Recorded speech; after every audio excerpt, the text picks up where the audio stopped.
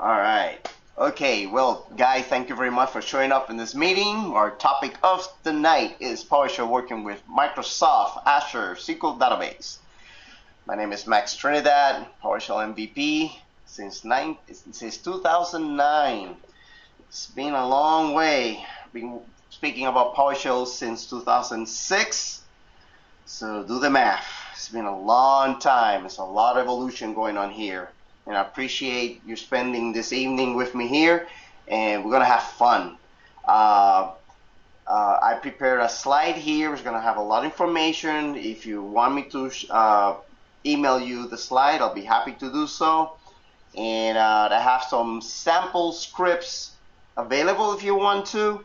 Although the one I'm going to show in live, I tweak it more, so the other ones are still fine. It will work, and we're going to learn about PowerShell. We're going to enhance our techniques, and we're going to talk a little bit more about the Azure SQL Database Server. Okay, so let's get started.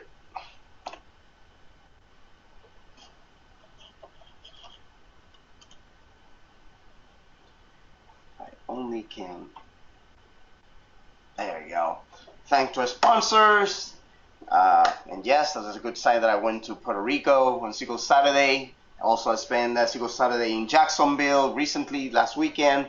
And thanks to Sapiens Technology, which I'm going to showcase PowerShell Studio 2014 in this session. That's my IDE of preference. Okay, so don't worry, you don't know Azure. You will learn here how to use PowerShell with Azure, and that's the whole purpose of this thing. So don't worry about that. I'll explain you how to get your feet wet with Azure. Okay, that's what we're here for. Regular meetings every third Thursday of the month. This is my contact information. Please join me on anything. Don't worry. Get connected. We'll go through this. This is a slide for Sapiens Technology or the latest product that are available. Get a chance to download and evaluate them. It's good stuff. All right, so this is our outline. Yes, look what I added. I want to talk a little bit about Azure SQL Database and the requirements, the PowerShell way, and you're going to see the whole scripting, how to get connected, how to provision database server, how to connect and build using script tables and data into that Azure cloud. So let's get this thing going. All right, this is a new slide. Quick rundown: Microsoft Azure SQL Database Server and PowerShell. This is off the oven. So on new in SQL Azure recently, just now this year, we got new edition, Basic, Standard, and Enterprise. Previously, we were testing web and business that no longer in use. In the database side, you have up to 500 gigabytes of storage. That's a lot, okay? And now, new introduced just in May. It was introduced the database throughput service DTU, known as the DTU levels. They are available. This is recent. In the beginning, when we started testing and using on preview or SQL database servers, the level of performance was just like a zigzag. It was going up and down, up and down, up and down. Now with this new database throughput service, you got different levels and everything is steady. So that way you expect the same performance over and over again. Okay, and I'll show another slide after this which I'll show you the different levels. By default, SQL database servers support up to 6 servers per subscription. Okay, per subscription, and within each database server, up to 150 databases. Okay, each one of those databases has its own master database. If you know SQL, master database is what contains everything that manage all the all the user databases. All right. Now, just recently, also this week, new version of Azure PowerShell Commandlet, version 0.2 0.8.2. And the good thing is there's no issues with the latest release on Wednesday of the Windows Management Framework 5.0, which is PowerShell 5.0 preview. That's why it's called May 2014. It was released yesterday. So go ahead and download. There's no issues. Of course, keep in mind, do it on a machine that you can upgrade your PowerShell. Don't use it on a machine if you manage SharePoint 2010 or Exchange. I mean, because the different version of PowerShell can affect your already existing commandlets. So test. Use a virtual machine, and so that way you can study and keep ahead with PowerShell. Quick tips, very important. For those who doesn't know Azure is a subscription base, and up to now, and Adnan, feel free to jump in to explain this also. I'll welcome you. As an MVP, I have benefits, and they gave me credits to use Azure, right? For a regular person who wants to subscribe, I understand that it is free, no credit card use. You have up to, 60 or 90 days to test Azure. But the trick here is, for me, right, the quick way for you to get your hands dirty with Azure is use the Azure SQL Database Server piece, because it will use the least, it will not consume most of those credit. I still have 149, and I have 4 SQL Database Server active with only a few tables in any of the databases. And also, you learn to understand the if option that you use within your Azure account. If, of course, it will drain your credit. It will use your credit faster. So first tip here says there's no need to specify storage account. Your storage accounts is a parameter used so you can store your VMs and your, what they call it, blob, your images of what you're using in Azure. So this is the first tip. There's no need to use storage account. That means you won't spend money there. Trial subscription limited to 6, I've mentioned before, so limited to 6 database servers. All database servers names are in lowercase. Their use of basic and standard level, because of course there's enterprise, so you can pick basic or standard level to start testing your database.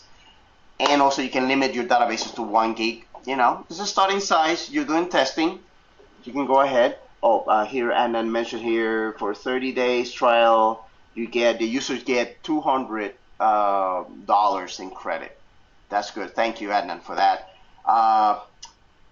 And as it says here, you could automate the step in our script here. You learn how to automate the step to provision the machine IP firewall rule, because without that you can't connect your PowerShell session through scripting to your database. And then of course we're gonna see that the current portal, our current portal that is live right now and people use most of the time, will create random database server names. On the newer portal, which is in preview, you can finally specify a database server name, but it's all in lowercase, okay? And then a quick note down there that I've mentioned is Microsoft Azure Database is not the full SQL Server engine, okay? Think of it, think of this like a SQL Express. It's a SQL Server Express, but only for database, okay? That's a kind of an analogy that I could make about it, because it's streamed down. You just go straight to the database and build your tables and use and consume it, okay? All right, now on the your Azure SQL Database performance levels are available for you. I broke down here based on a video that I saw. These are different levels that they are. 1 meaning this is the basic level, straight line, and then so there are 5 times, 25 times.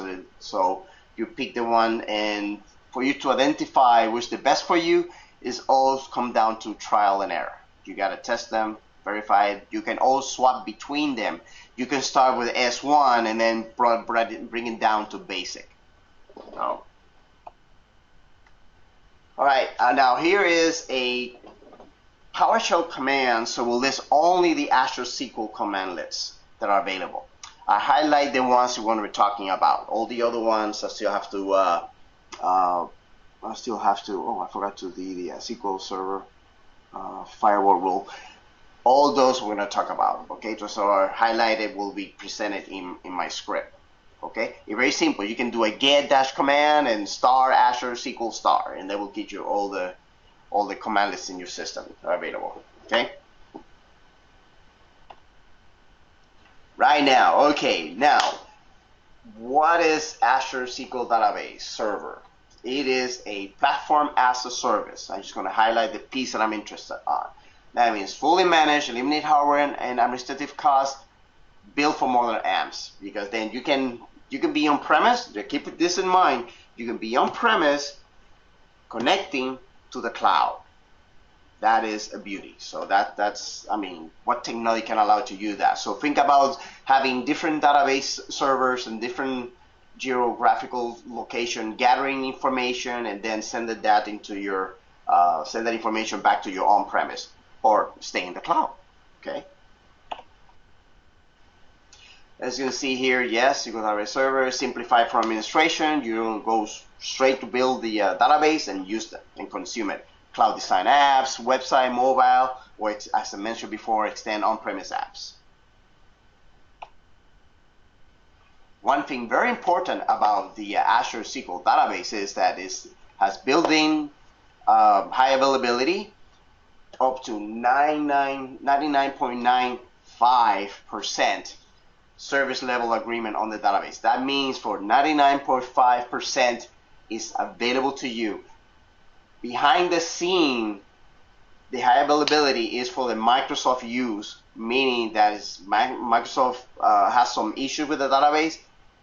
For you will be transparent. It will be available for you. And I think in the next slide, and this is the reason why.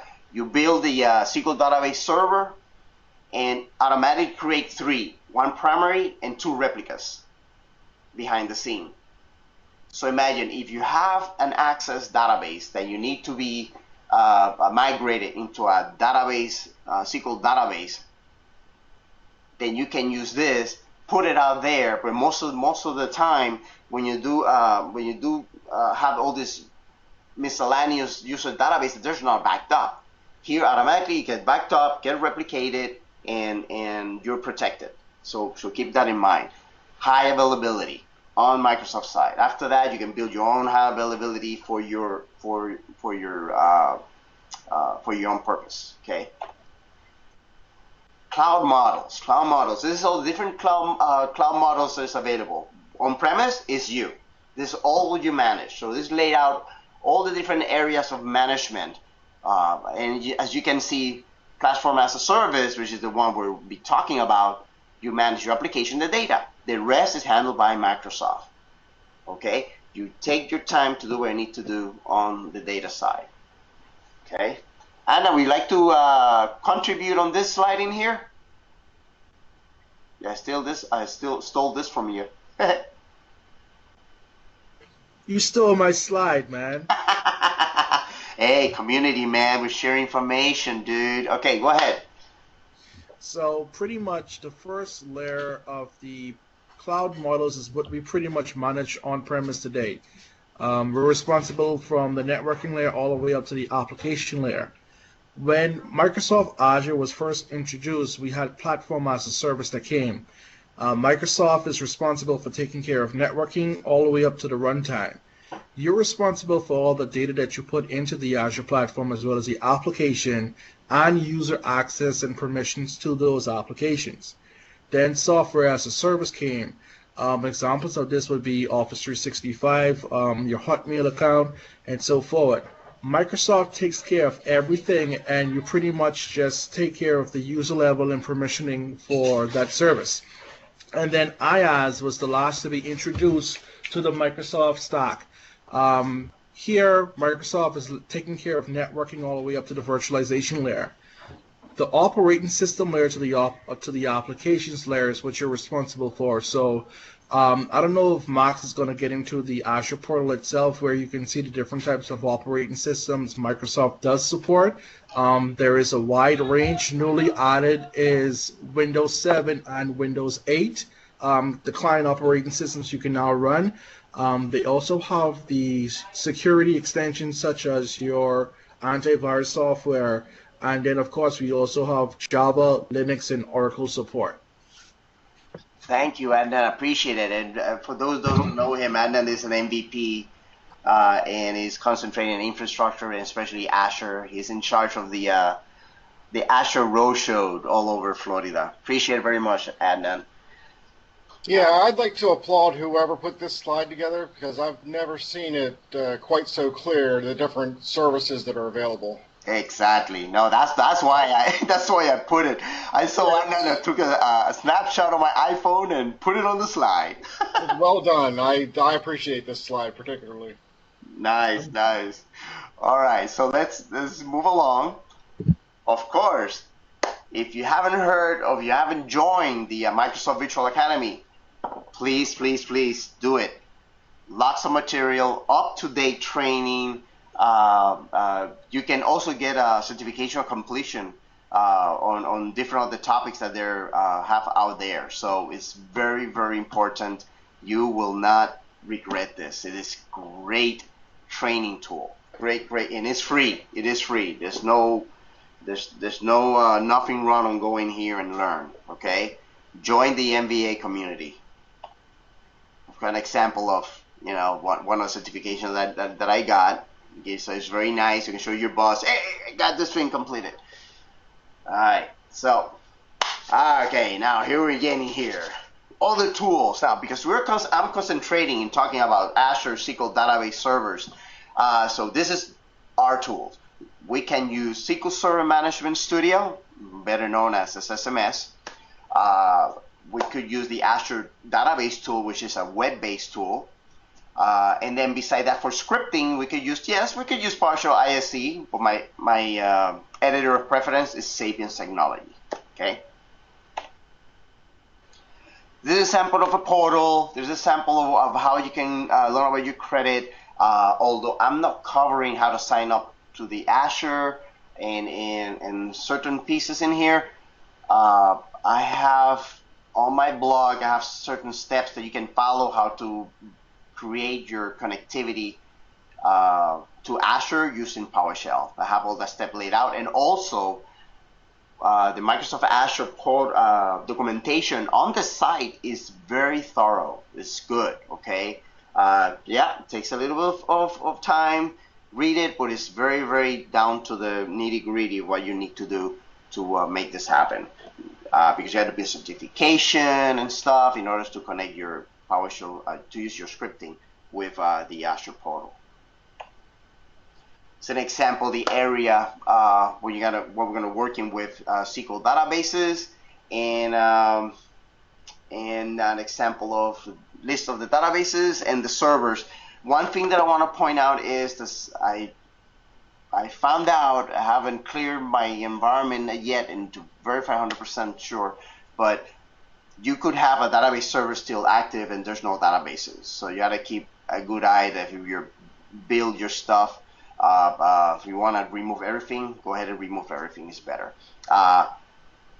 Again, you won't get charged that much starting with this piece of Azure. Okay, you will be very impressed with everything you could do just to try this out. Now, in Azure, the database server is a fully qualified name. On the current version of the portal, the name are random. So as you can see here, Z is like a meaningless name .database windows.net. Now on the Azure SQL database server, it uses SQL authentication. There's no Windows authentication. This is the only way you can get connected to your database, and you're the administrator. Okay. After you build this, you can go into using your SSMS or scripting. You can go a little more granular and identify all the users to the piece of the data you want them to access after this is built. But this is how you start. Again, example, the portal, how you can do it in order to manage your database server. This is an example of the web-based database manager. So that way, you know, you're sitting on Starbucks and, oh, I need to access the server to do some work. You can still do it. It's a little bit clumsy, but not impossible. There's always a way to get and work with your database server on the cloud. An example of the new IDE from Sapiens Technology I will be using. And then hopefully within the scripts, uncover some tips and tricks on finding, automatically identifying your IP for the firewall rules. And you're going to see some very nice, I consider very interesting way of using the outgrid and with the help. You know, I know this sounds a little bit basic, but some techniques you can apply for all the areas on your scripting. And, you know, hopefully will open a little bit of consciousness in what you can do. And again, I'm going to provide on my slide the links to my blog sites about PowerShell and Azure. Interesting reading. And we're going to go for the demo. Yay! Let's do this. In this slide, because I was having problem before during my sessions I was forecasting, I was predicting that sometimes there's no connectivity to the cloud. I kind of like put everything in the slide, so everything is in there, right? But we're going to go for the real demo. This is what we're here for. So let me just go ahead and get this thing out. And let's bring in my favorite editor. And we're going to crank this thing up. All right. First of all, any question till now? Just want to ask. We're going to take a little tiny break here. Have any questions? Nothing at the moment. All right. All right. Good, good, good. Use the mic. You want to interrupt me? Feel free to do it, okay? Absolutely. Thank you. Thank you very much. All right. So, Greg, you do have experience doing a PowerShell, right? Some experience to work with PowerShell? That is correct, yes. Okay, good, good, good.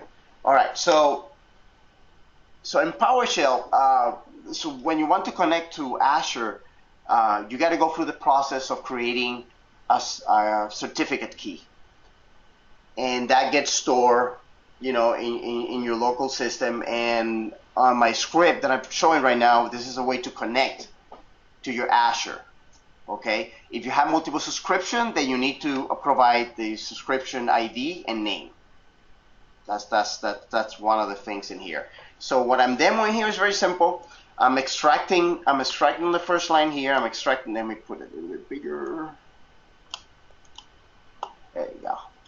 See, the editor have the ability have a ruler, a font size ruler down at the left-hand bottom side of the editor, so you can make the font bigger. All right, so actually it wasn't bad where the size you had it, but this is also easy enough to read. Yeah, okay, okay.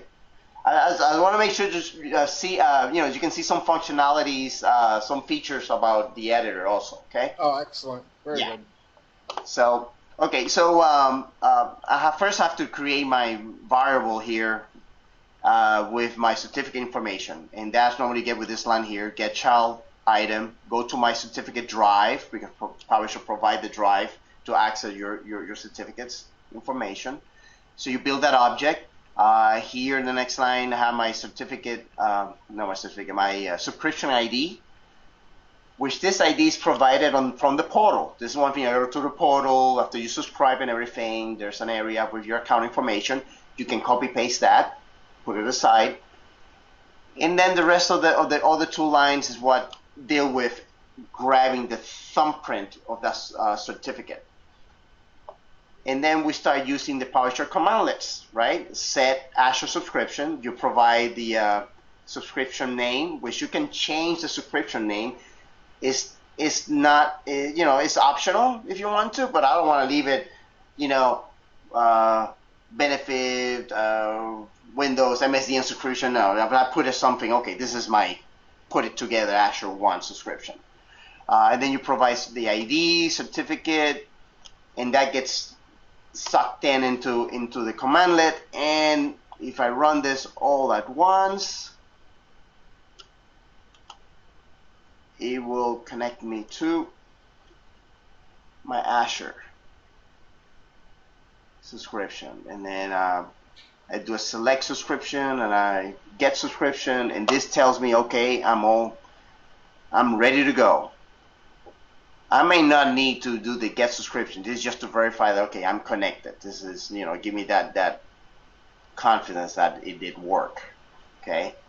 So with a few lines of code, I fit in the information. Now I'm connected to my subscription in Azure. Now what we're gonna do? Well, we're gonna start working on creating the database, right? And this guy's gonna minimize the fonts a little bit. Okay. And now we're gonna play with this thing here. First command we're gonna run is get Azure database server. This will list any existing database. Of course, I mean, if you haven't built anything, it will show empty. But in this case, because I'm running a commandlet, I'm gonna run this. We'll see what we got. How many SQL database servers I have.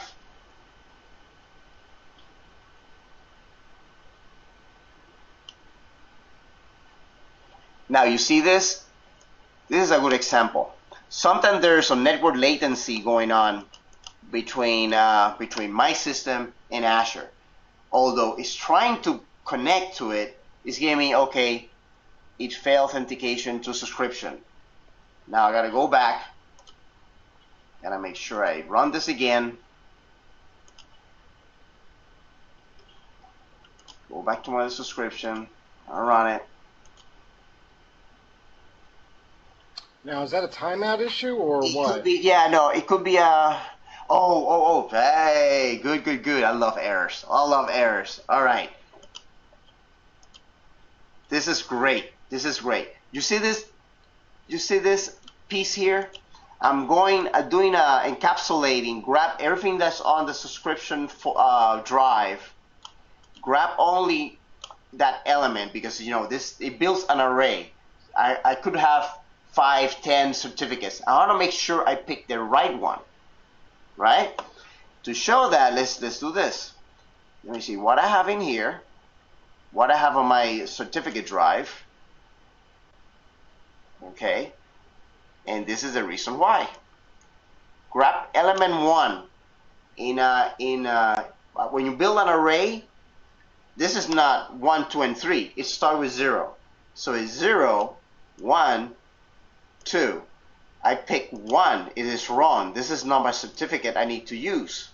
I need to use the first one. So here, although my connection was good because it grabbed the subscription, it has the certificate. Okay, this is a valid certificate.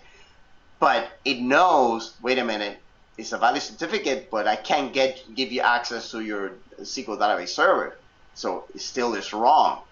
So now I have to change this to 0. I rerun my lines again.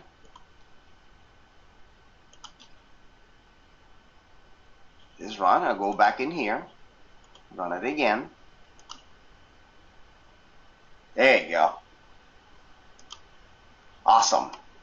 You see? So picking the right subscription, the right certificate for your subscription is important. Okay? That's the good thing about reading the error. Sometimes there are timeouts, and I've seen it. There's timeout. Run it again, it will work.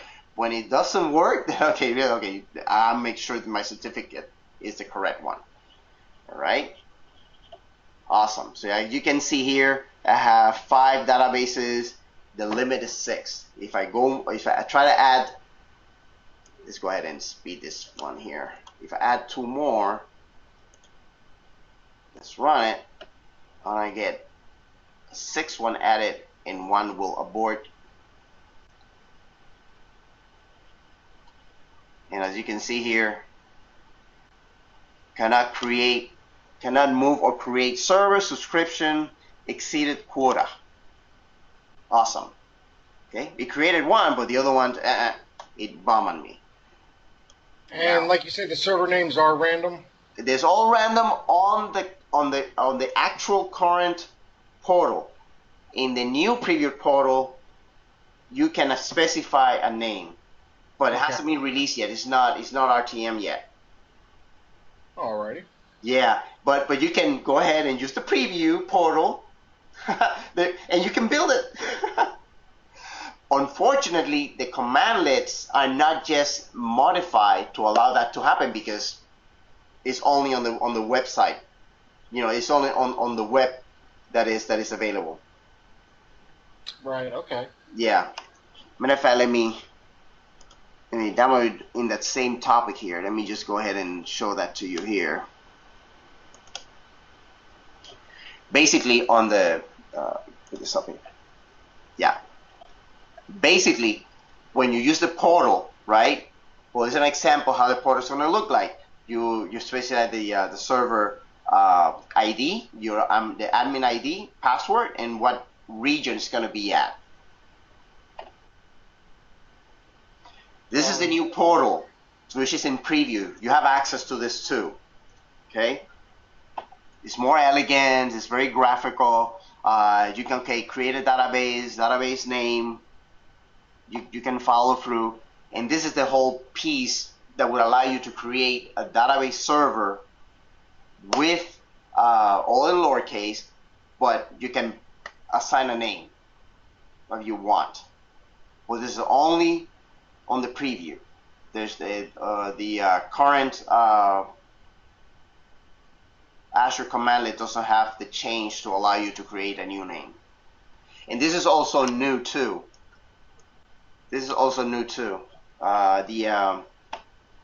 The ability to group your resources, your database resources, that's new. It's not on the current version. This is things to happen. Okay. This is things to happen, which is interesting. You know, it shows an evolution of with where the database is going. Okay. All right, now we have databases created, and now this is a very nice trick. Here I'm gonna store in a variable. I'm gonna do a get database server. I'm gonna send to out grid view with a pass-through parameter. It looks very simple, but this is a very powerful command, and I'm gonna show you why. Okay, I can go ahead, run this couple lines in here. And what it's going to do, I'm going to come up with the, so which side of my screen is going to come up.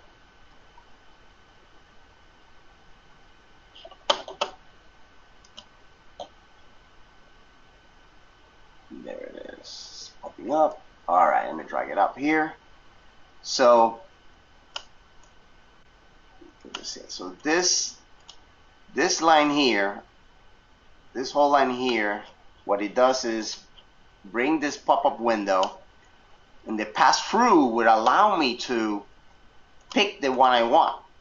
I could hold the control key and highlight the ones, and I click OK, and we'll grab those selected items, right?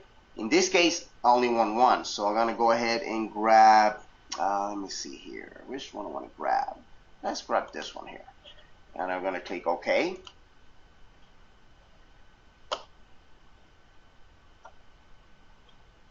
And I'm just gonna grab this is the server name.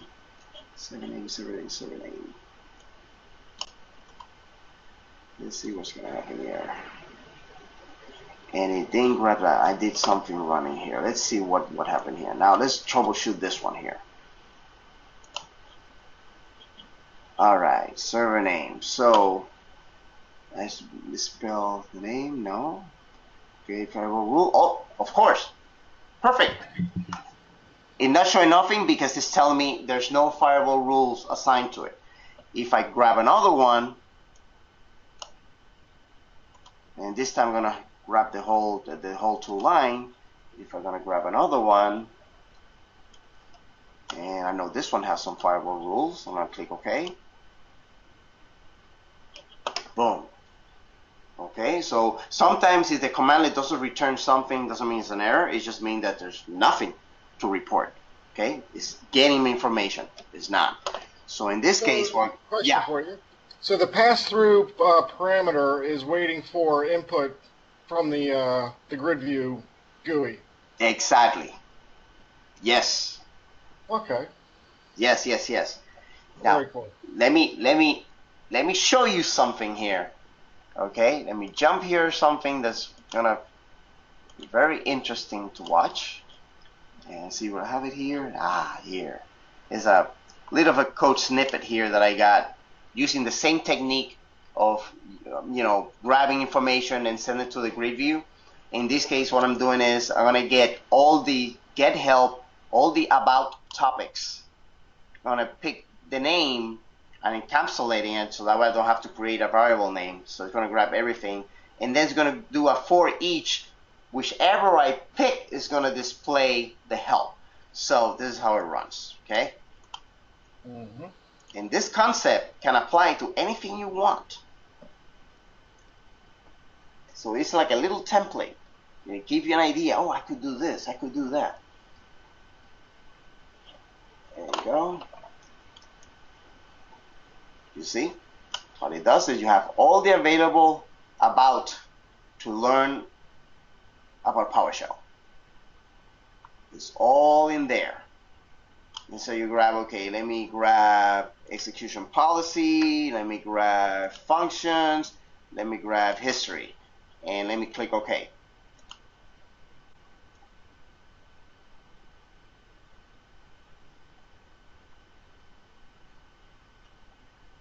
You see them popping up? Yep. So now we got all the ones we could read about, and then you have a slider on the bottom right hand side. You can make it bigger, so that way you don't have to populate the get help on your console or opening other console sessions to read about what you need to read about. And this could apply also to exploring your what do you call it, your objects. Put it aside, it's floating around, you have multiple screens, spread them. So that technique it's simple and it is efficient. Okay.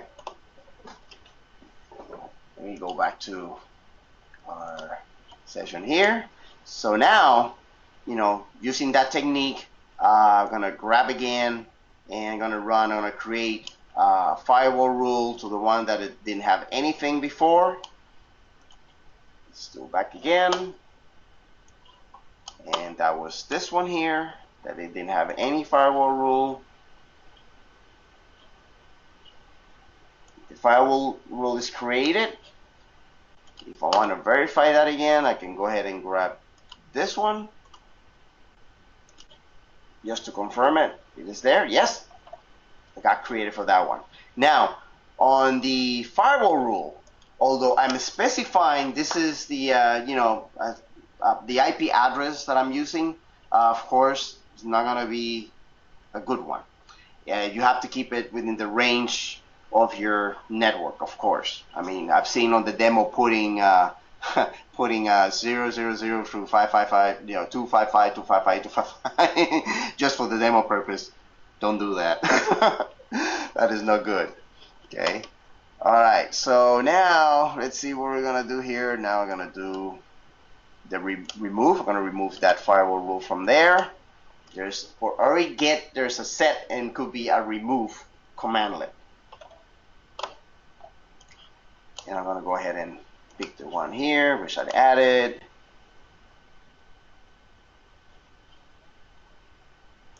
And it removes the rule. So I'll go back again. Now, I'm not going to run this one here, but so yeah, there's a remove database server.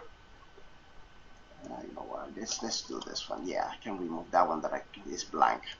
Let's run it.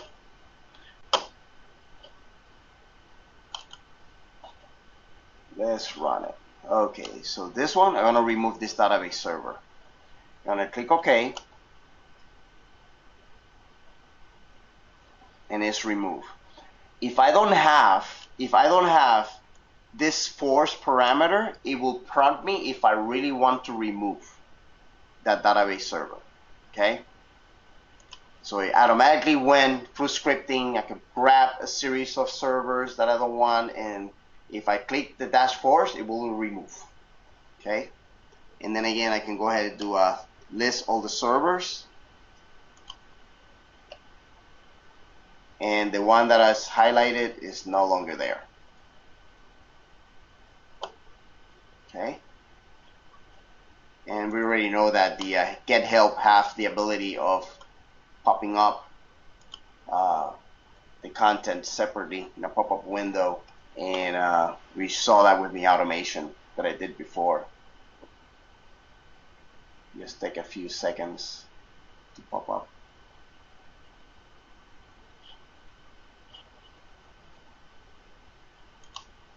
There you go. Okay. And then we can resize. We also have the setting buttons here that you can pick, show me only, whatever you want, output only, samples only, so you can play with that. Okay, so now that we have the database created, what's the next step? Now we need to connect to it, right? We want to verify we can connect to it, so we can build the database inside and then work with tables and stuff. So now this is connecting to the database server. And already saw the example here. I duplicated the example here of removing and getting firewall rules. We're not going to touch that. One feature with the Sapient technology product here is that I can do a create region. Let's see here. I can do highlight this piece that I don't want to touch it. I could do right click, create region. Now I can do a little bit, let me organize this a little bit more. Tab, I could do with comment those out, and because it has a region, I can put it all in one. There you go. All right. And that is not available in the ISE, I assume? You probably have to type it, but there's tool out there. I've seen there's some add-ons that you can add to your ISE. Right. You know, but then you have to download, install it. I mean, it's again, ISE. It's not built into the. It's not a feature built in. Exactly. Just like I complained about this for three versions of PowerShell. Highlight, give me the comment. And no, you got to do it manually. Right. That is, you know, that's kind of like a little bit sad, but. Yeah, something as simple as that. Yeah, exactly. But then again, the ISE has evolved to a very decent level now. Of course, it's free. You know, there are add-ons to it, and you can take advantage of that. This product, yes, is pricey. You get most of this product when you get the suite, which include Primal SQL, Primal XML, and also the editor for all other scripting technologies. The Primal script. We can handle Bash, SQL, Python, can handle everything. Is that the PowerShell Studio that includes all those? Yeah, this is PowerShell Studio, but it's called the Sapient Suite. Okay.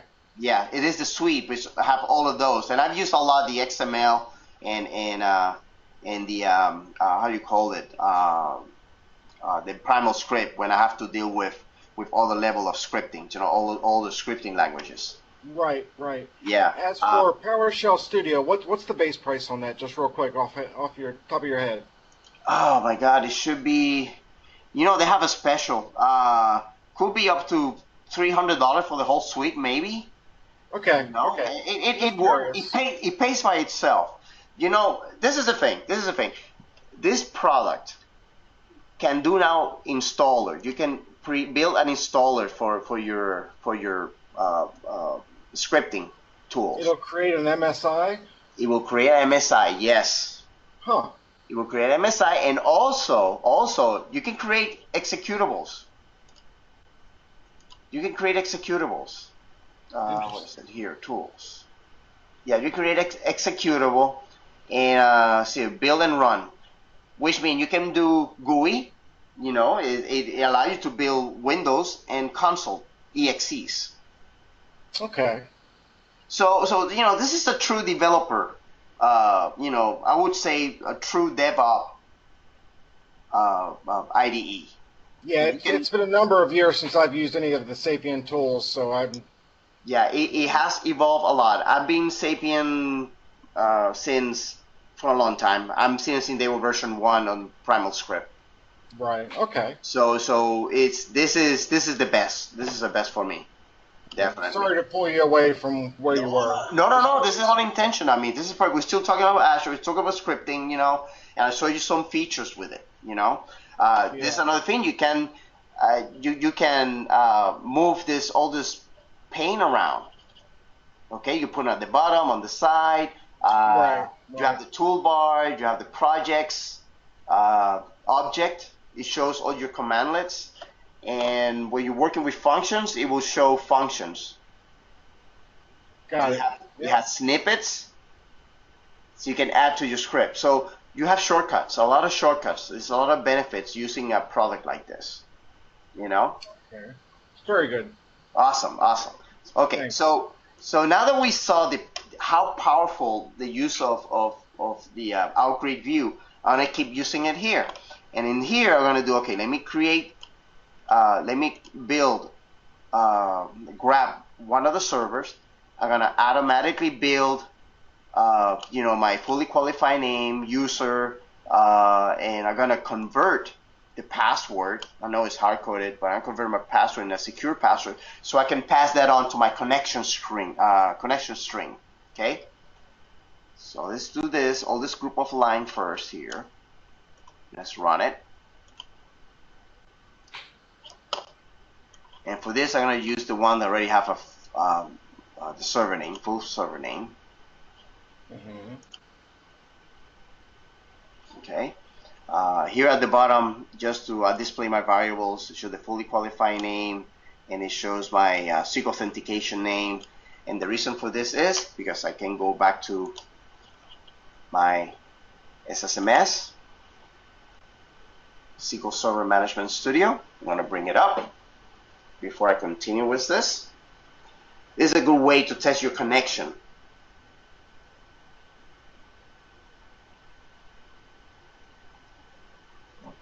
It takes a little bit. I have an 8 GB in my machine. This is a 6-year-old machine. I'm stretching this sucker. Well, sometimes that's what you have to do. Oh yeah. It's been working. A matter of fact, this machine was certified for Vista. Okay, so let me go ahead and let me move my SSMS to the screen here so we can all see. And I'm gonna need the fully qualified name. Copy. Okay, connect. And this is going to be SQL authentication.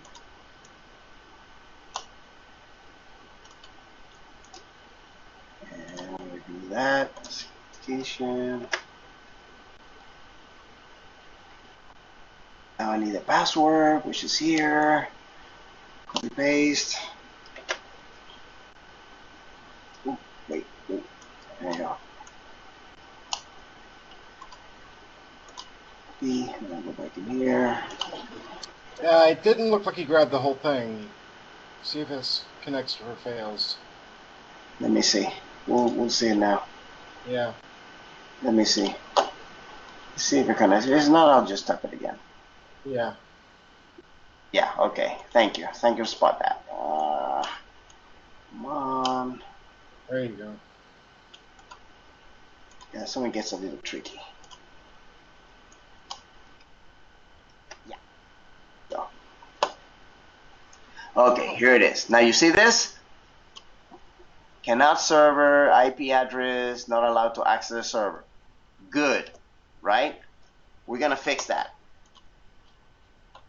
We're going to fix that. Let me close this up.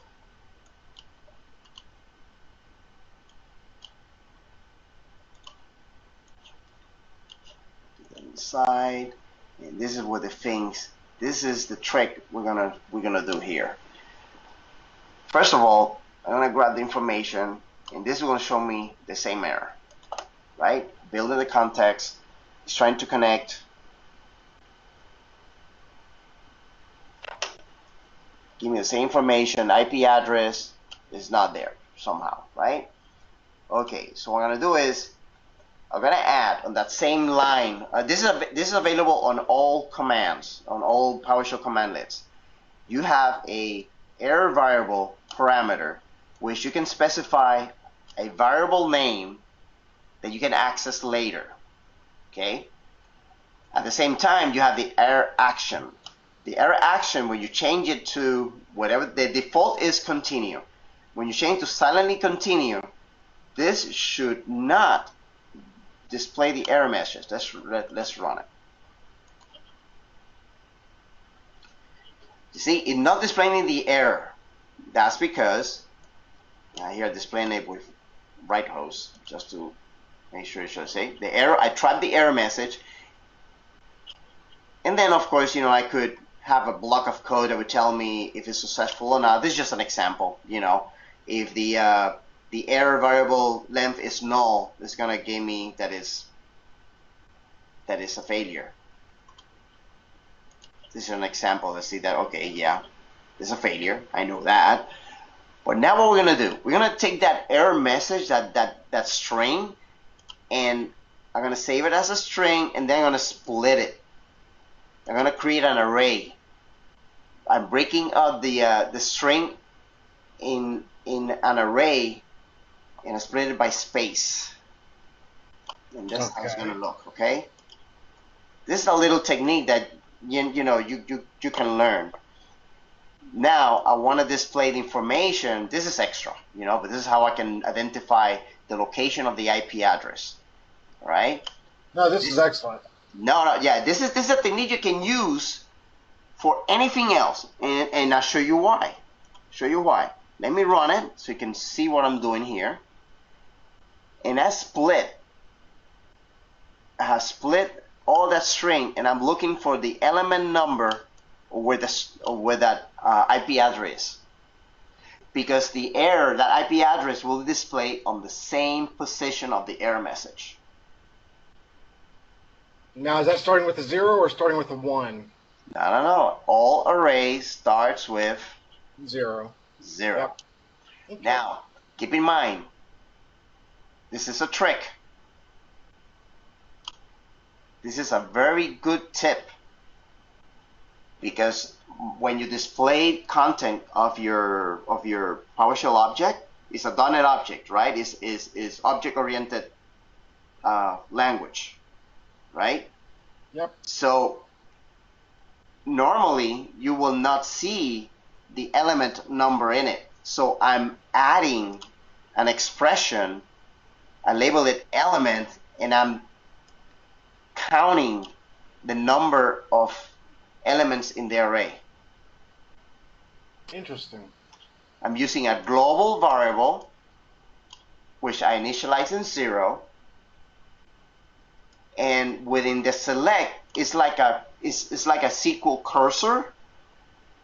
For each line that it reads, then it increments. Got it. All right. Yep. And then of course, I use the format table, so so that way it will look nice when it printed out on the console. And then what do I need to do? Well, I do the following technique. I go directly to the element, and I trap the IP address that I need to build my firewall rule. So the next thing, so next thing, replace that. I'm sorry. You could replace that with a regular expression looking for the IP address, could you not? No, I didn't know it. I would assume you could. I mean, it's possible. I'm showing you I'm showing to you how I did it. Sure. No. That's good.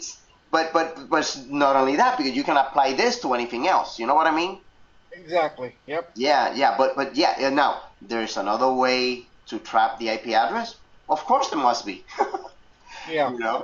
with my limited limited knowledge of the IP address arena, then I'm able to, hack and figure it out this way. Okay, no, that's awesome. No, hey, look, if you want to give me a help out and, this is another way, welcome. Okay. All right, so now, what did I do now here? Gave me an error. Okay, resource name. Of course, yes. Resource name. You got to make sure your rule name doesn't exist in for that database. So for this round here, I'm going to put Lucy, which is our location here. I'm going to run it again.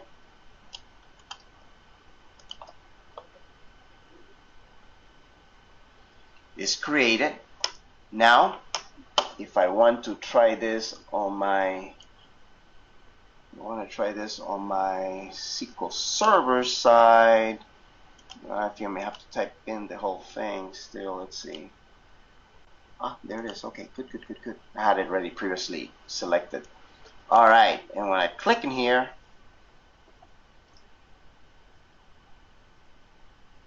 now we know it's going to connect, but it's not.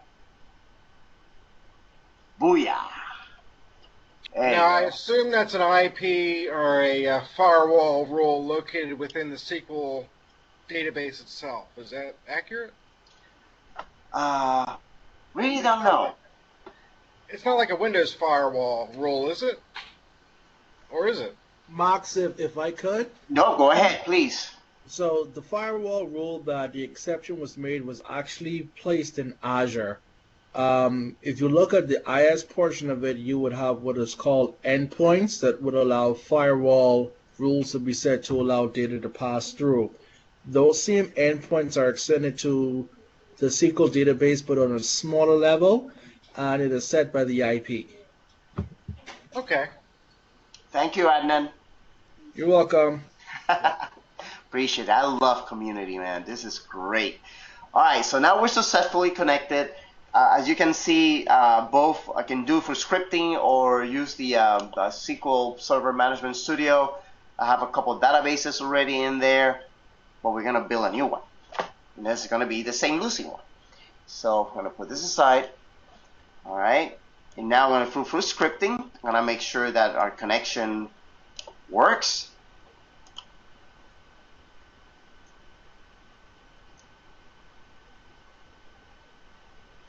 And I can say here, okay, yeah, we're connected successfully. And now here, there's with the get SQL database. Remember, there's a SQL database server, right? Now, this is a SQL database. This will list all the databases that are there available right now. Have it installed in there. Boom, boom. As you can see, every database server has a master. That's the one that will always be there. The other ones I added afterwards. And now here is when I'm going to do the little bit of magic. This is just to select the name of the databases. You don't want that whole information. Then you see other, I narrow it down. Now here, what I'm going to do is I'm going to do sample. I'm going to put Lucy. I'll do only one and comment this one out. Well, you've already got a sample St. Lucia 1, looks like, database. You're right. Yes. Did I? Come on. Yeah. Okay. All right. Well, let's do it too. Yep. Thank you. Appreciate it. So there we go.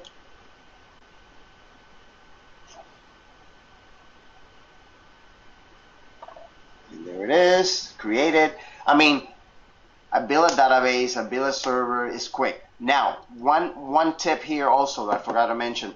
When you, if you go to the preview portal of Azure SQL Database, and to create a server, it takes 5 minutes. Because, of course, it has to be unique, it's a full name you're using, random looks like it's very quick, That's one thing that we found out. So I got that, and I'm gonna do remove as any commandlet. You can do a get, new. There's a remove command for it, so I'm not going to run that. And then here, let's see. This is a good one. This one. This is a new one that I just added today. It will list all the databases with their firewall rules, if there exist. And in this case, well, let's pick every one of them. I should add a request to have an option to click, so it will select everything instead of you selecting. That could be an enhancement. Make sure it comes up.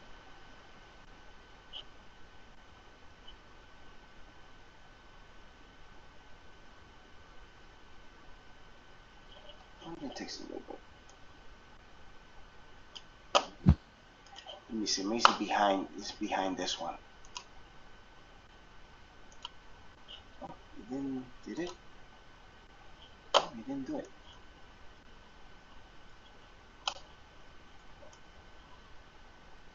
Subsession, anyone? Let me see. Hold on a second. What happened here? Let's see.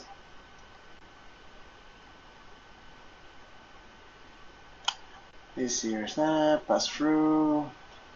I checked on this one before.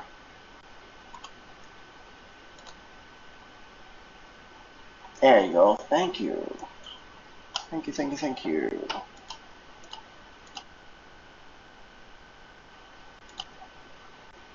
Hey Max, on that selection screen you had there, could you just do a Control A to select all, or no? You know what? Let's check it out. Let's just check it out. Let me see. It's possible. What do you mean? Control? Thank you.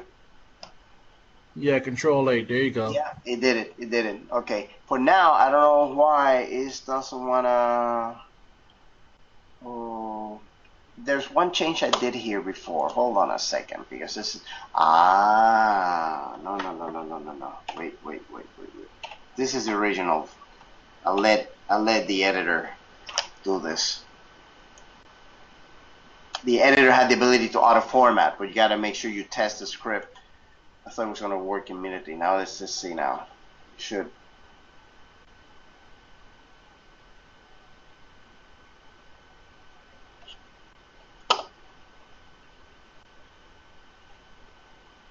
Did that.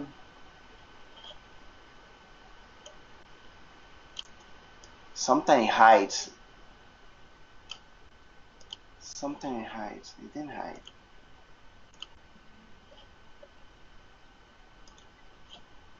Wow, for the first time this thing didn't work.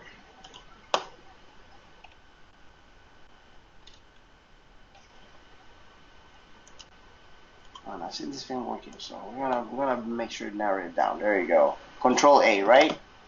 Control A. Control A. Highlight everything. Thank you, Adnan. That's very, very good. I didn't know that one. There you go. Thank you very much. Okay. Yeah. So this is a one-liner. So we go ahead and execute that. Awesome. All right. And then this one. All right. It's gonna happen the same thing again.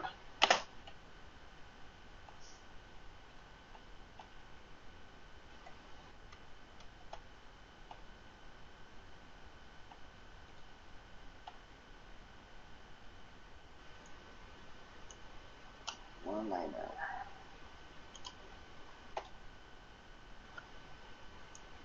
This will list. This is a new commandlet that wait a minute, where is it? Yeah. This in here, I'm using the get SQL database operation. I just started using this one today. I found it. We'll see what's going to come out.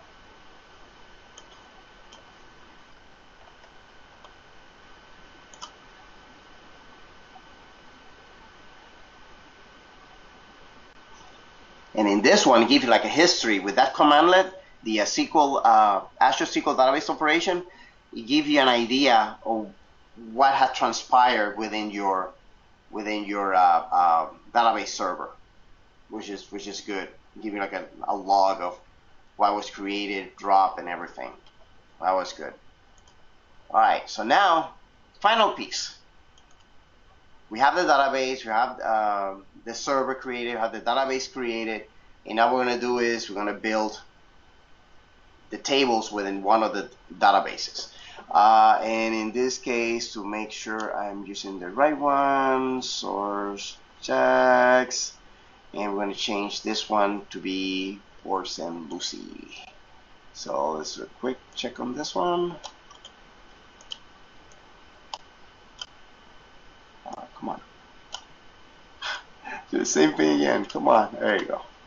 Copy. Change this one to this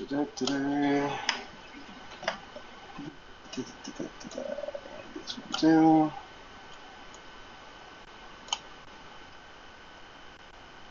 Now, to give you a little bit of story here, all this T-SQL scripting, of course, you can generate that using SQL Server Management Studio, and then you put it in a here string in PowerShell, which means you use the at double quote at the ends. So that's a here string. Also, one thing that I missed to mention, when you pass on, when you're working with passwords, make sure to use them in single quotes. That way, if you ever have a password with $, and you're using double quotes for to say the string, the $sign next to a letter, PowerShell take that as a PowerShell variable. To ignore that, you use single quote. Okay, very important. So now here I'm gonna pick the database. I'm gonna build my server connection variables. Let's do this right now. And I'm gonna pick my SQL database server.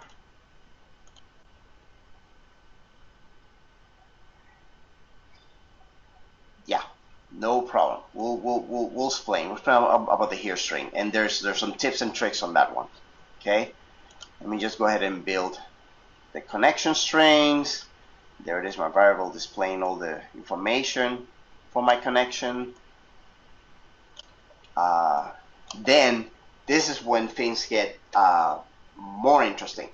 We're gonna use Microsoft Server SMO. We have to load the assembly in order to use the .NET classes for working with databases. That's the Microsoft SQL Server.smo. You can use this technique to work with any SQL Server engine on your network. Okay, as long as you provide with your credential information and credential information and the instance and server name, SQL Server name. So we load the assembly and we start building our connection to our in this case our Azure SQL database server.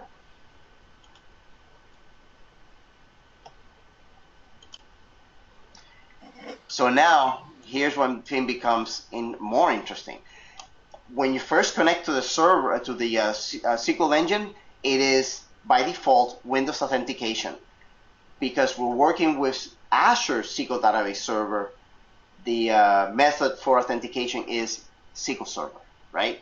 So to change from Windows to SQL Server authentication, this is the next few lines what we need to do.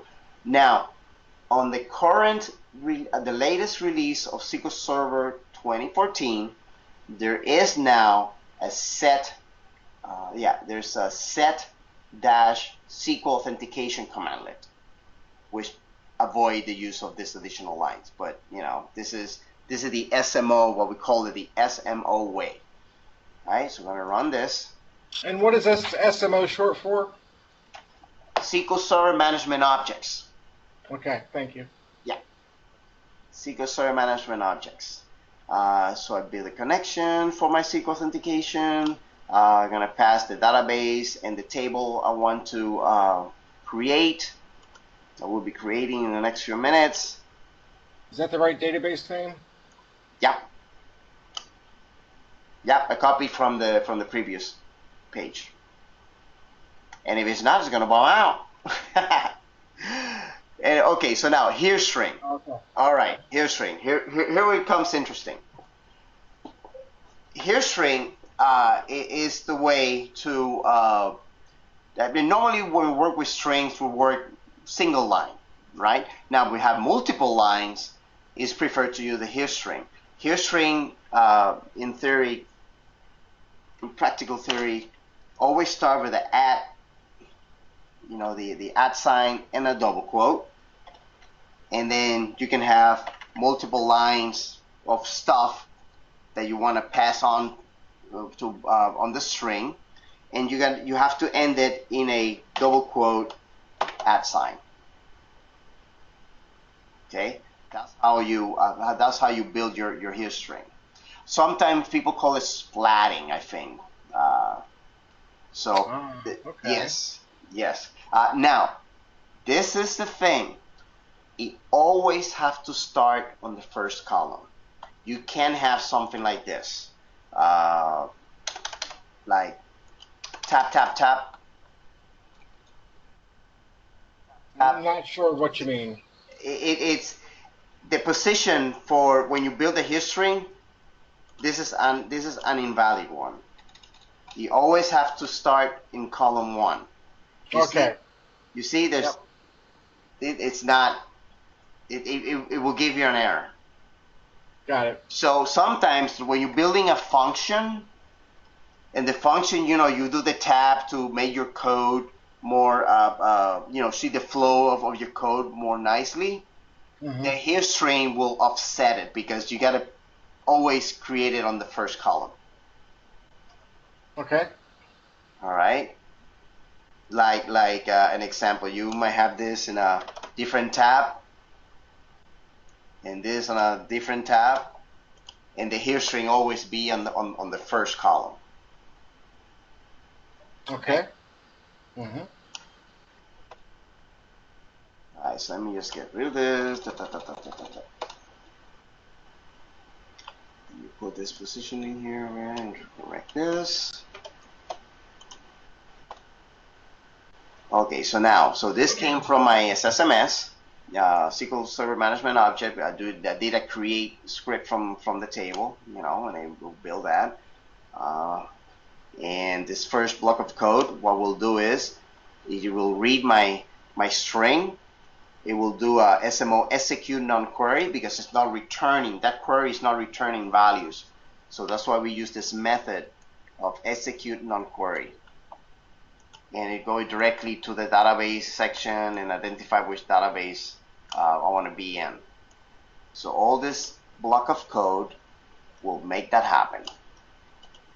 So those are SQL commands that you're passing as a variable? Yes, I'm injecting into the variable so it will be executed under SMO in the SQL engine. Got it. Okay, I'll run this.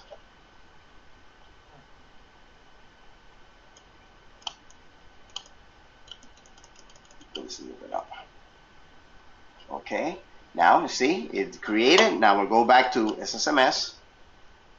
See, the database was not there, right? Let me refresh it. See, you'll see 2. Yep. And the table is there, but it's empty. Another thing is, because this is the SMO, when you're working with SQL database, with Azure SQL database servers, the SMO is limited, meaning that there are many things, many methods that might not work. So it's more like a trial and error. You identify the ones that's going to work for your script. If you're using regular SQL Server Engine, then you have a lot more stuff you can do with it. Okay. So now I build my table.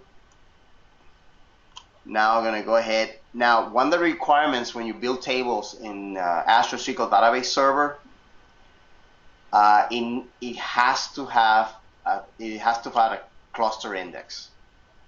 That's a requirement, okay? Or you won't be able to add data in just a table.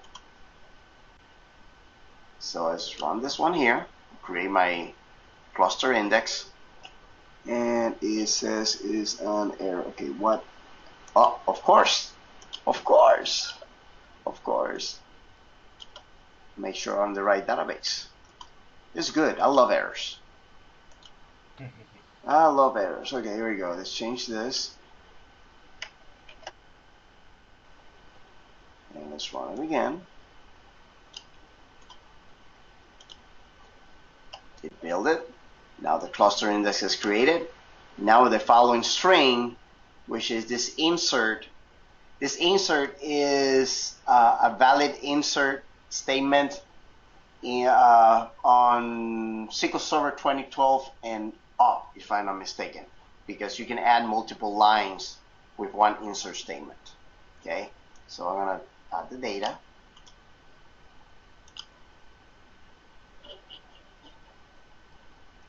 And if I want to display it, this time I'm using the method execute with results, passing the T-SQL string into it.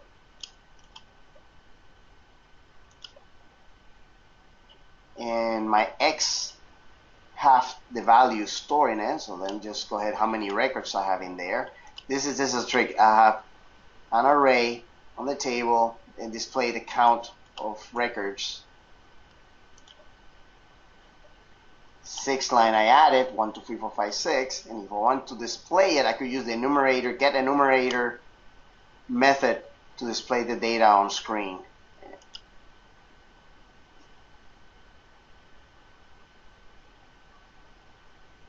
So basically this script have all the necessary lines that can help you, execute the string to create something and execute the string to grab the data and display it.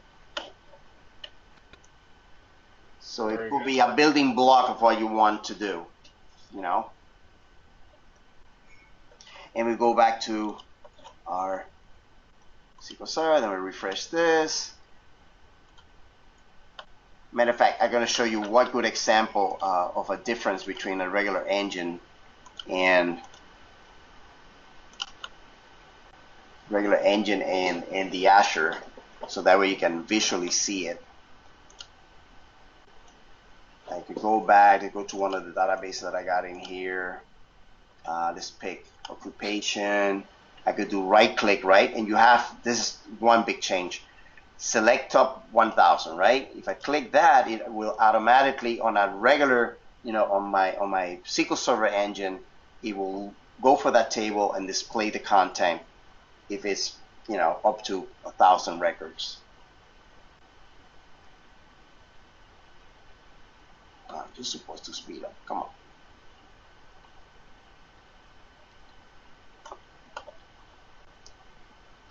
Executing it. Yeah, 1,000 is the default page size for SQL. Yeah, exactly. Yeah, it is 1,000 because it's already automatic. When you're working with database, and maybe you have over 1,000 records, but in this case, it's an overkill, right? But anyway, it's by default. You can list X number of records from that table, right? Now, if you go to our Azure SQL database table, and I do right click, and you can see it's not available. You got to go to select to build a new query. So you have to go a little further. You got to do a little more extra steps to display the information. Okay. Yeah. So you can see the the differences in there, and in that way you have an idea what you can do or can't do. Oh, there's something in Federation. Look at that. That's not there. See? There's a Federation piece in there. This is things that I mean. This is I'm just giving you the essentials, you know. Certainly. Build a database server, build a database, and then after that you create, you know, basic tables and add some records, and then the rest will be something like you know, create a SSIS package that to move data from an Excel sheet into the cloud, and then connect to the cloud and do some reporting from it. Just essentials. Okay. Okay. So that's what we got. Let's see what else. I think I went for this piece here. I think that's it. We cover all the bases here of the presentation. Do you have any question? You want to jump in and do something else? Let me know. So splatting and here tables are the same thing. I didn't think splatting had to end with a @ sign. Is that not the case, or what? What can you tell me? Which one was that? This? I don't recall seeing splatting data ending with the @ sign, or the @ symbol. You know what? Let me see. That may. I just don't recall seeing it, is all. Maybe it's not needed. Let me see. Maybe it's not needed. I guess I build up in such a way for so many times. You know how it is? You get used to do it? Oh, absolutely. Yeah. Okay, let me see. No, see? It doesn't let me end. I see. Yep. See? But they are the Let's do it again. exact same thing. They are the exact same thing. Splatting and here tables, or here strings. I mean. I heard it was. Okay. Oh, there it is. You see? It ended okay this time. Matter of fact, let's investigate. Let's investigate. That's what we're here for. That's what meetings here are for.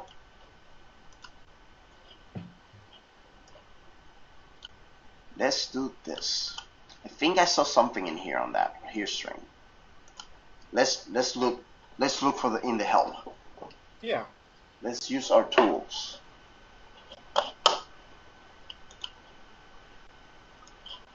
Let's use our tool. Let's see. So something. Hash tables. Maybe splatting. Splatting. There you go. Splatting and. Okay. It's just that one.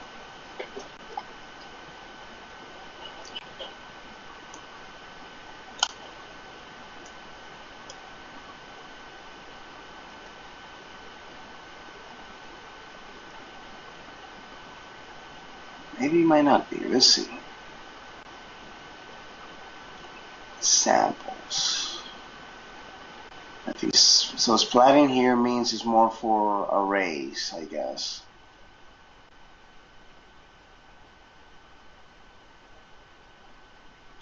Hash table, automatic variable, parameters. Okay, well, correct myself. Splatting is more for passing parameters. That's what they're for. Okay, so splatting is passing parameter. Okay, so we clear that. I clear myself that issue. Now let's look for here string.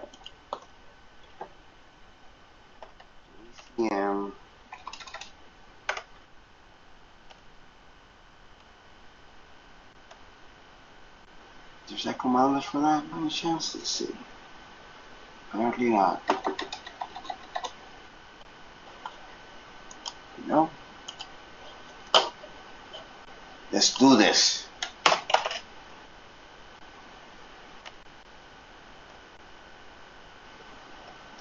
Using variable expansion. Let's try that one. Yeah, here dash strings. That's why I didn't pull it out.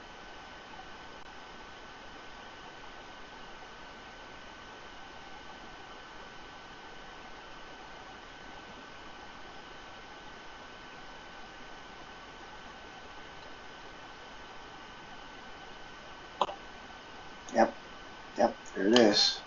So, there you go. You see it?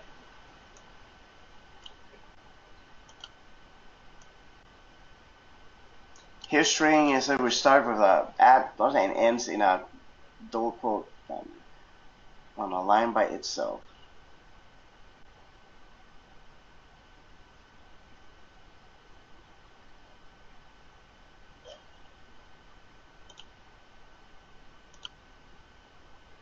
Greg, do you see this? I can barely see it. Is there a way for you to zoom in? Yeah, hold on a second. I just go ahead and let's do this. I got it.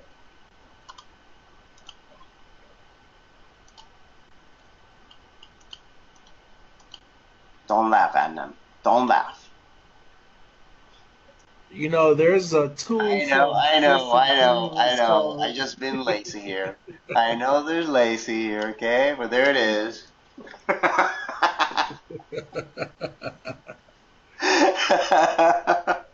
Hey, it gets the job done. It gets the job done, man.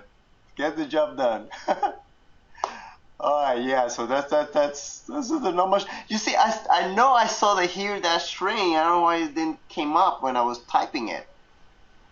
But then again, the concept, this is what it is. Yeah, it ends and start. And it's a good way when you have multi-lines, taps, and everything. You want to keep it in the string, you know, all the taps and everything. Then that's the way to go. Use the here string for that. I was talking. I was on mute. Sorry about that. No problem. So, no wonder nobody was responding to me. It passes everything, including single quotes and double quotes and everything, as a string. Yeah. And what is the difference, I guess I don't understand, between here strings and splatting? No, the splatting is used for parameter passing. Okay. Yeah, it uses the at sign for, matter of fact, using like the at sign to determine an array of things that you want to pass into a parameter. For some reason why I think I read somewhere that it was like similar or but it was wrong. It was wrong. I was wrong. It was wrong. Put it that way. Whoever made me read it was the same was wrong.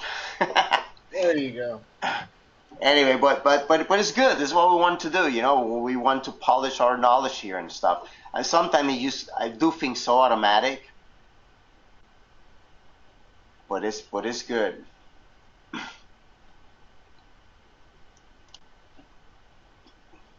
Awesome. And then, yeah, here's a shortcut to get the list of all the how many commandlets do I have in Azure. And you know that Azure have two modules, right, Adnan? You know that? Have the Azure profile and Azure. Yeah. Yeah, and this is the latest version now, version 0.8.2. Supposedly have 390. That's a lot. Yep. They're growing, man. They're growing. Oh, in a fast pace. I don't think people knew when what is called it, System Center Virtual Machine Manager 2005. We have, oh my God, tons of commandlets. That was crazy, but I think nobody paid attention to that at that time. Talking 2005. It was Virtual Machine Manager 2007. It was right after the release of Exchange 2007. When Microsoft went PowerShell crazy. No, 2005? No, I'm sure it was 2005. You sure? Yeah. Matter of fact, let's go for that. Because the first product to have PowerShell baked into it was 2007, Exchange 2007. System.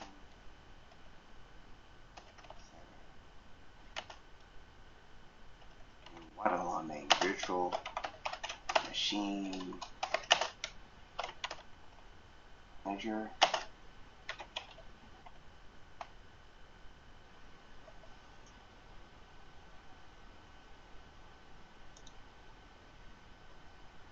Oh, I guess you're right. 2007, right?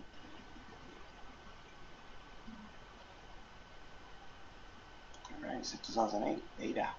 Okay. I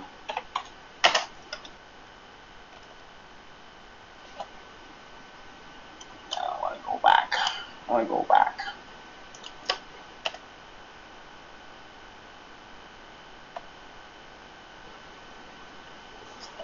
With VMM, there was never a 2005 edition.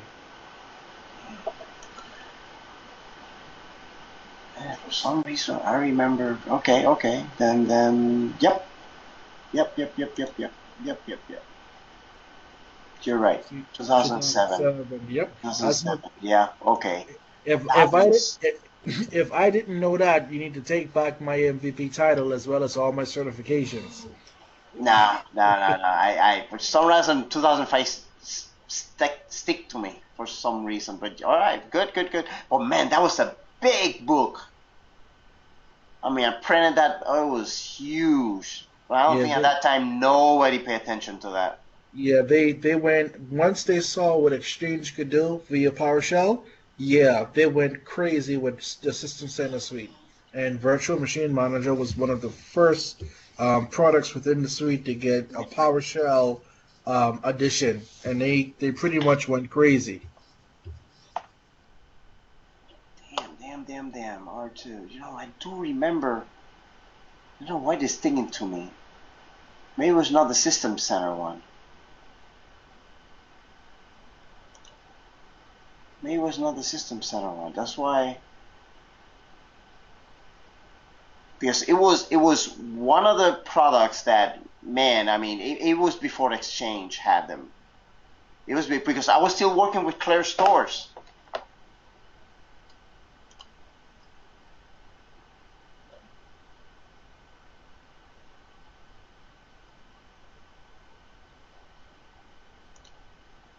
You sure it wasn't SQL? No, because it was when I was working with Windows Server 2008.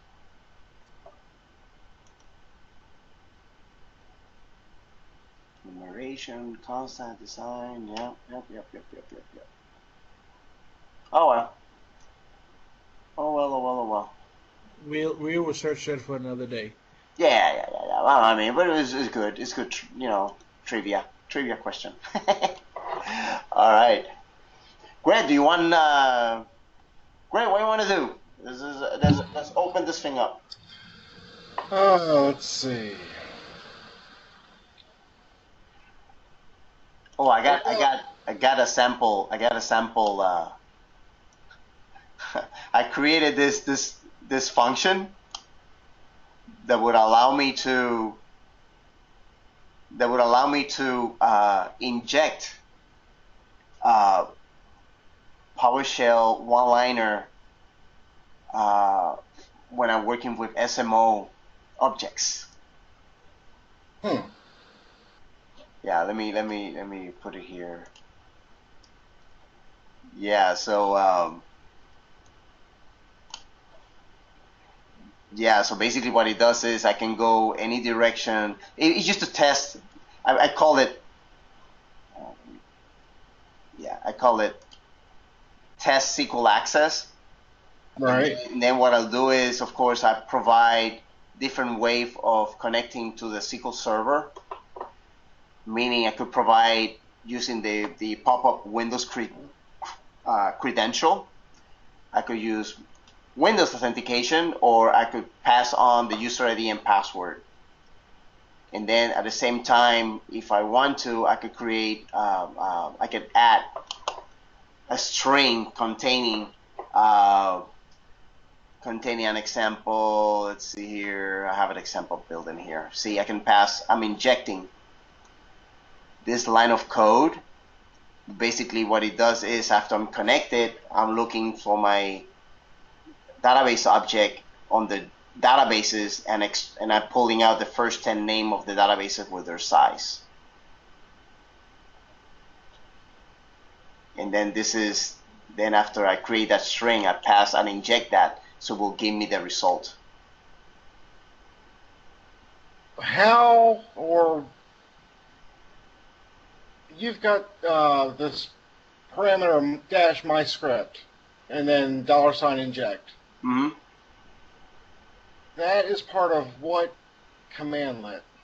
No, this is my function. Okay. I build my function, test access, right? Okay. And then this is where I create all my parameters. Yep. Mm-hmm. And basically, I pass all the information. You have a false because it's not required, mandatory false. And I can pass a string which contains my one-liner in order to access the SMO object that I'm building within. Because basically, the test access will generate some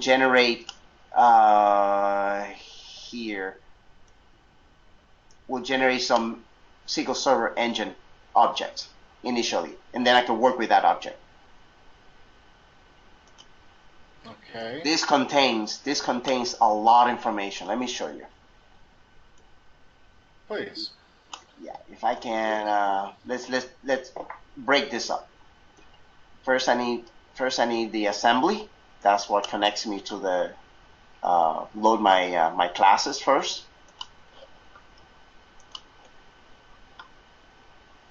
Let me put this up here. This is a quick SMO. And then the next line will be this. I'm gonna stick to Windows authentication only, so I just need to copy this. Oh, you ran it. You didn't copy it. You ran it. Oh, that's okay. It should. Oh,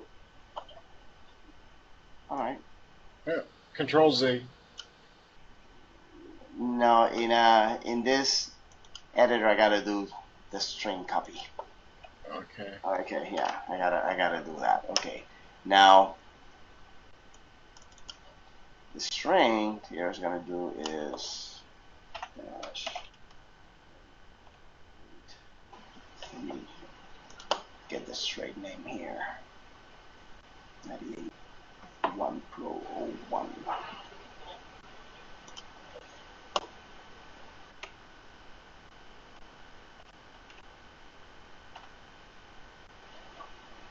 And delete line 17. That's a duplicate. Yeah, no, let me just clear this up. Yeah, I know. I gotta get this up here. Okay. Now with those two lines, I should be able to. Now I want to stick to the database here. Now with those two lines, now we're gonna look what we got. So, idea, get member, the alias for get member, or grid view. That's the alias for out grid view, and enter.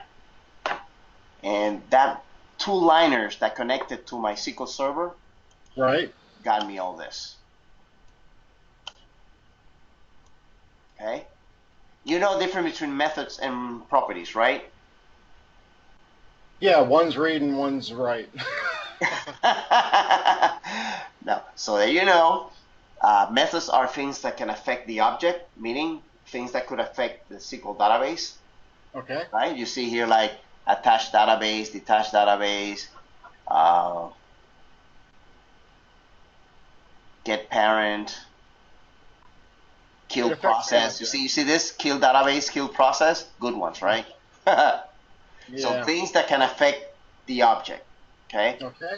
Properties are things that you can display. You can use the select to display. So properties contain values that might be of interest. So let this text thing aside in here. Now, doesn't Primal Script or whatever the editor you're using, doesn't it show you the objects of the MySQL variable? I think it could. Let me go ahead and do that. Sometimes it's very tricky. We'll see. $sign my SQL. No, like in a side pane where you've got projects and object browser and so forth. Maybe it's under object browser. No, it wouldn't be there. Oh, I know that maybe.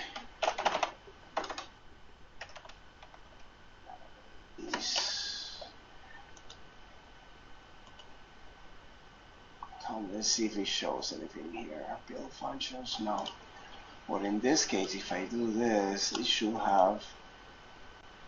If I create it, right? Okay. Well, in this case, that. Apparently, IntelliSense in this case will not do that. But no tab expansion. But let's put this thing in here.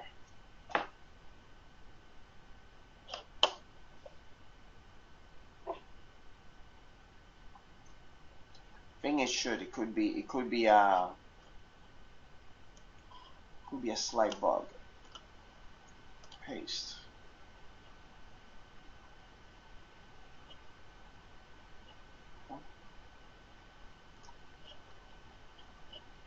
No, I need the assembly first, guy. Come on.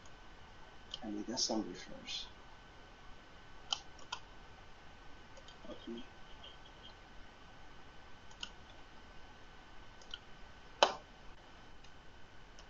Let's use IC for this one here. Because I think IC will let you do that. Yeah. So let's run this.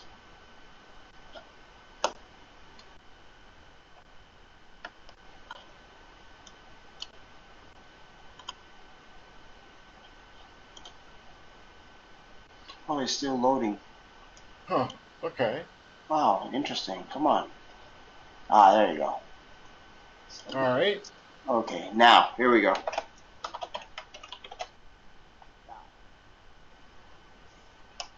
There you go. That looks to be much better than not having it. Yeah. I don't know why the Sapien tool wouldn't have the tab expansion. Possibly there is a way. I may have to. It might be an option I need to set. It's possible because I've seen it. Okay. But if not, I'll just I can let them know because it's. And then we'll go here. Bye-bye. Okay, so at least we know that ISC is capable of. Yep. Okay. So in this case, I go data bases, select. Okay.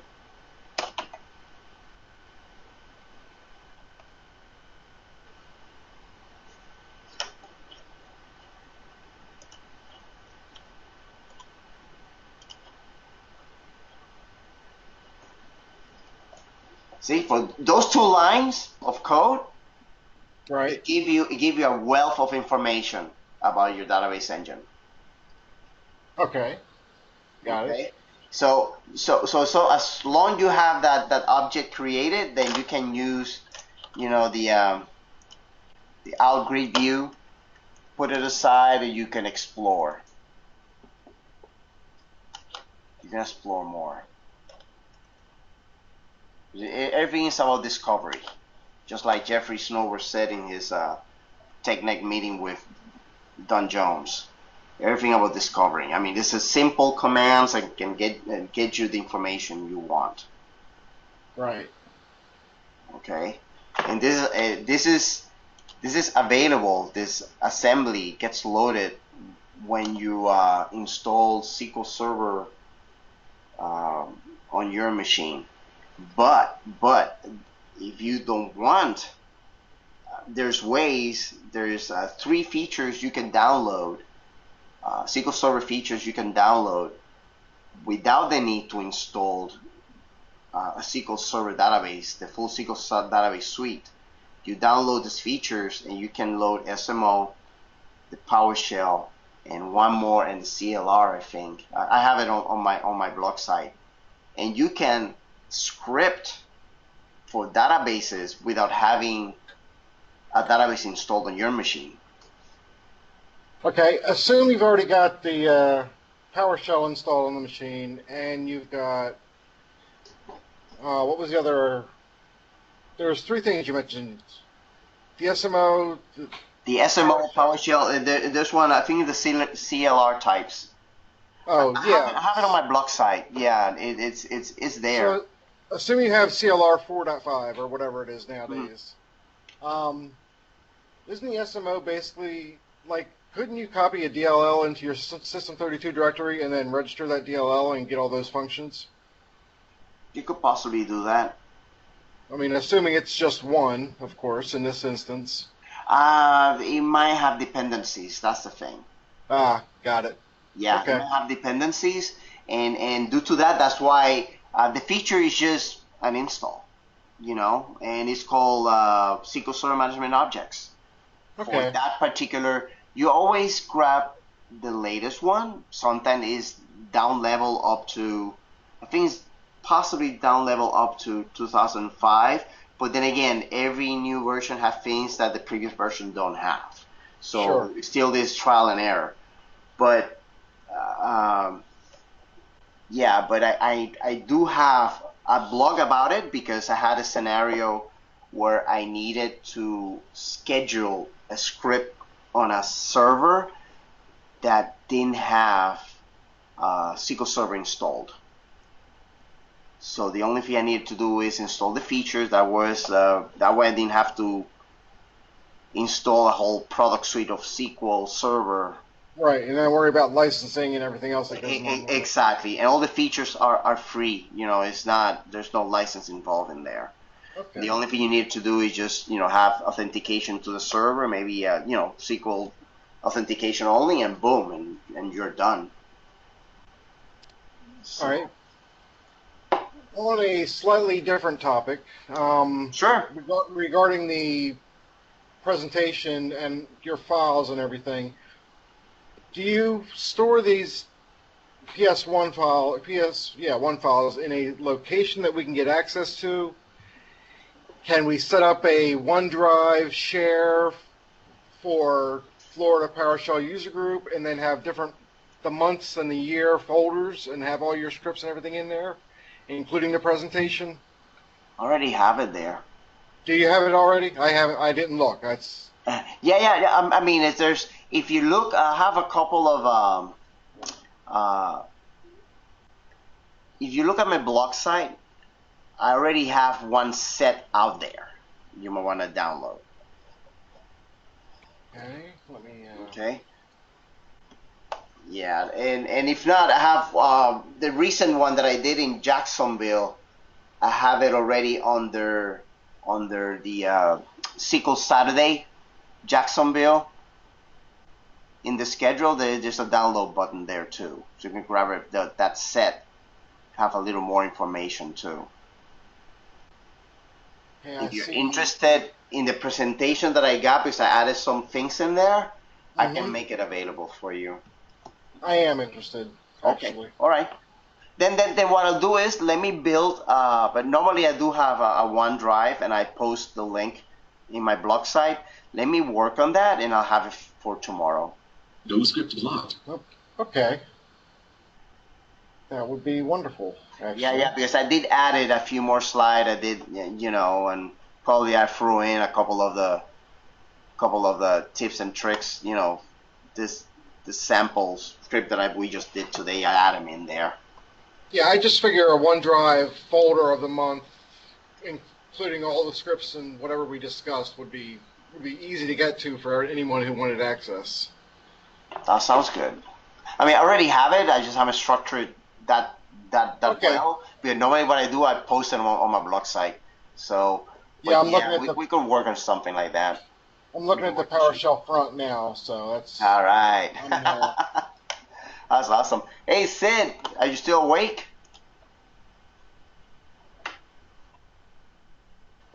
Sounds questionable. Yeah. He's probably snoring. Yeah. I think he fell asleep, Max. Oh yeah. He probably. He's on mute. Oh, I'm gonna send the assassin. That's it. All right. Anna, do you have any questions? I know you were asking before on some PowerShell stuff. Do you have any questions? No, I'm good. That was very clear. Okay. Okay. That's awesome, man. Well, guys, Yeah. then I guess I was good. Sorry, go ahead. no. It's awesome, man. I mean, with one participation. Hey, look, we might not be that many, but we can share a lot of stuff in here. So. No, this is wonderful. I do want to give you a comment, a clap, for you. For instance, when you're going to run a specific set of code, you never use the shortcut keys. You always use the drop-down menu, which makes it cleaner and easier for those watching the broadcast to understand what you're doing, as opposed to Control-Shift F8 or whatever it was. Do you follow me on that? No. Well, select a line of code, like Yeah. line 16. Ah, gotcha. Yep. Now right-click, and you got the drop-down menu. You Yeah. always do that as opposed to the shortcut keys. Yeah. Like going to the menu this way, it's cleaner for the end user like myself to see what you're doing, as opposed to using the shortcuts. Yeah. I tend to do that just because sometimes you miss what the person is doing. That's a excellent presentation skill you've got there, sir. Yeah. Adnan, don't say anything. I dare you to say something about the Zoom. Yeah. No. It's just, I try to put myself in the viewer, because I can tell you some stories, man. When I first started looking at PowerShell presentation, given in the old days, honestly, it put me to sleep. Oh no. It put me to sleep, but it was because it wasn't live. Okay, that's once. I mean, it was in the beginning, so most of it was presentation, still pictures of what we're doing, and of course, when you do it live, yeah, you know what? There's gonna be errors, but you know what? I like errors. The errors, you can see the real thing happening. Absolutely. And you can explain stuff, why it did happen. If my mistake, it was my mistake. PowerShell, you need to type a lot, and you're gonna make errors. Poor Jeffrey Snover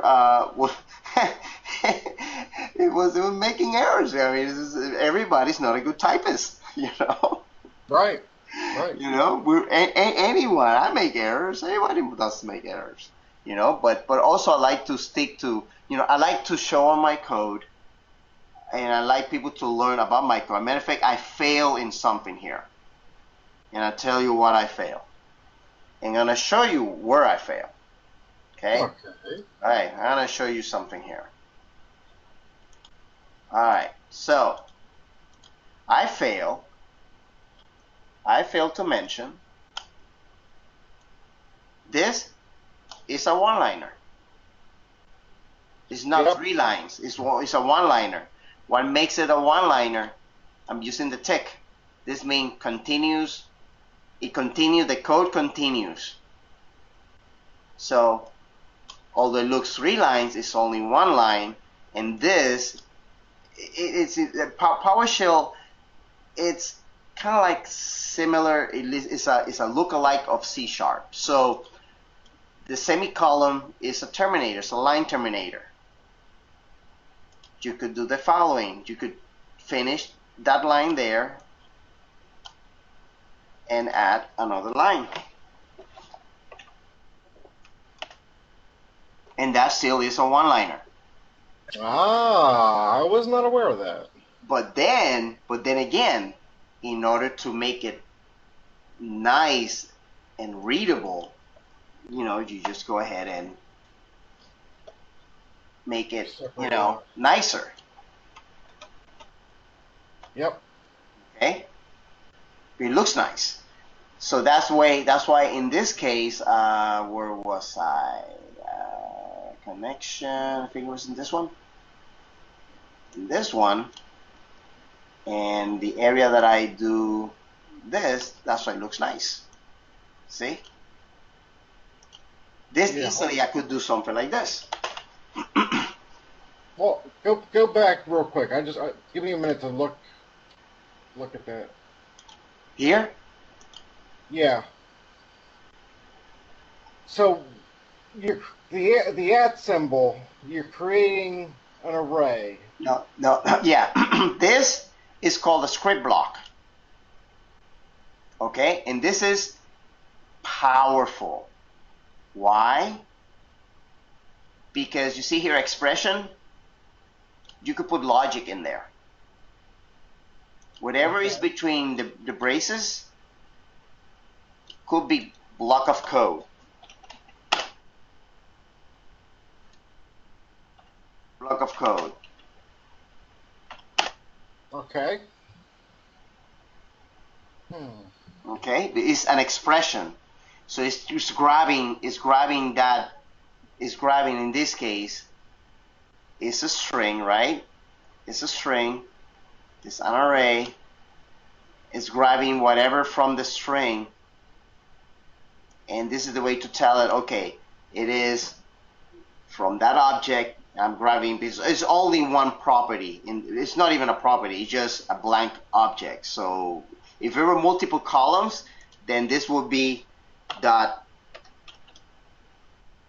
column 1 is if it has properties, name column 1. Right, got it. Okay, so whatever is an expression is an expression. Expression is anything, a block of code. And then label, what it does, this could be name or label, doesn't matter, it's the same thing, name or label. And then this is what you want to label it or name it. So instead of column 1, then this will be array column 1. Or if not, it's going to come up with column 1. So you're selecting an object where the label is equal to element, and then you can run an expression code on that element? Yeah, the label is a custom label. You label it. Okay. The expression will point to what that object, that property that you're using.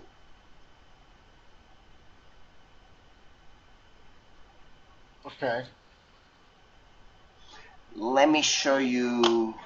Well, I remember running this piece of code. Let me see if I can grab something here. I have a.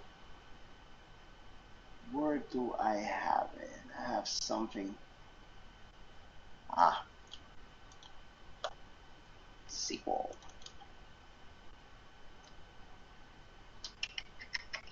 If you can find something here. I have one on.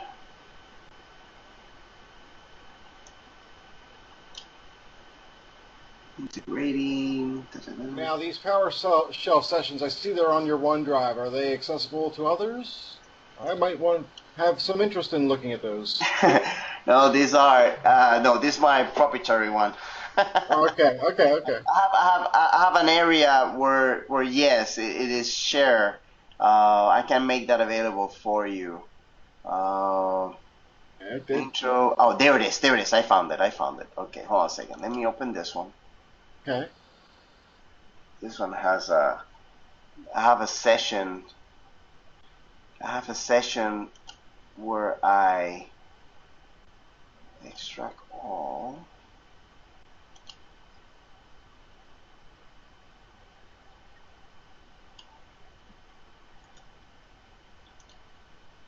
Put it in here.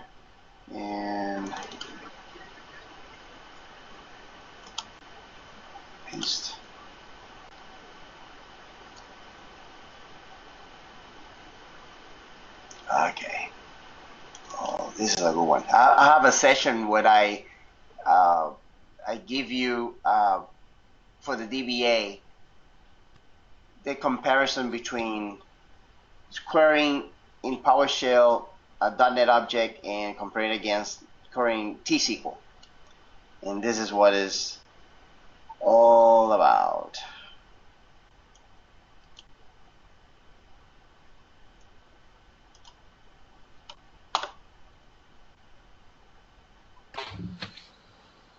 All right, here it is. Let's go for very basic elementary things, strong type variables. I mean, I go for the whole process for the DBAs. Okay. But what I want to show you is this. And this is done through one code. Okay.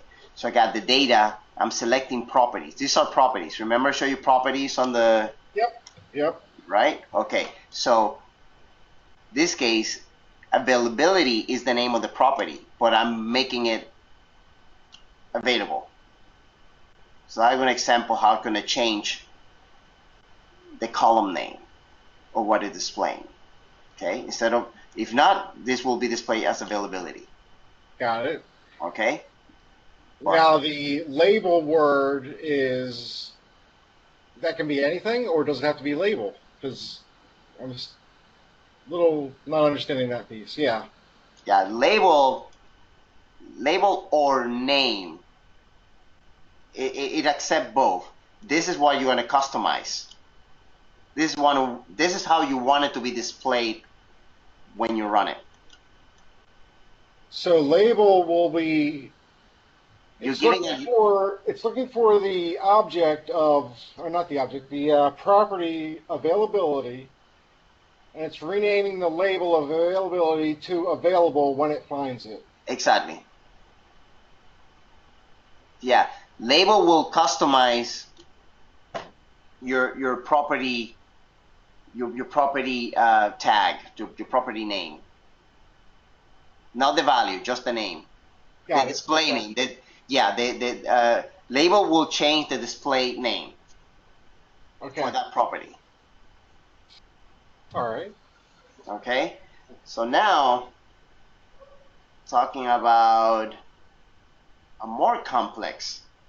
So give you an example of what you can do. See, cost rate. Cost rate is a regular property name.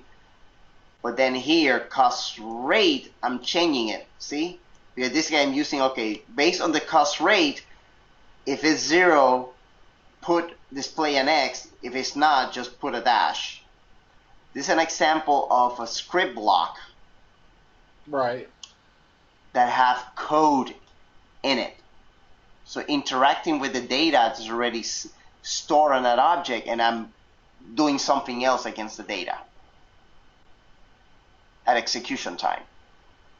So it's looking for location ID, name, cost rate, cost indicator, and availability. Exactly. Okay. I'll have to use this more in a test or sometime. I need to do some programming to get used to this piece. Yeah, you can start with something simple. I mean, just like directory, do a dir, save in an object, and then look for the properties, play with it. Yeah. You know, I mean, this is an example that, in this case, the data is giving me a rate, but I don't want to change the value of the rate. I just want to like a mark, a flag. Whatever has a value, then, just put an X. Got it. Okay? Okay. Yep. Yeah, yep. So in this case, I'm building a flag. I'm using the cost rate, building a flag, I put cost indicator. See, it's custom. This is custom. And then I'm using the cost rate again, but in this case, to build my flag, an X or a dash. Oh, okay. So I had it wrong when what I stated earlier. I see now. Yep. Yeah, this reality is a nonsense data. It's just to show what you can do. Right. With a script block. This is a script block. Okay. That's the term for this type of code. It start with an at brace and ends in a brace, and whatever is between, you have a label and an expression. Okay. Very good. You know, so these little tips and tricks helps you in when you want to build information off your system. You know, Sure. because you don't want. What a good example when you you work with Dolio My Objects, and you look at those property display name, and you're like, oh, I don't want to say this percentage. I want the display to say this percentage. Then you use the label to change the display name. Right. All right, I got it for the moment.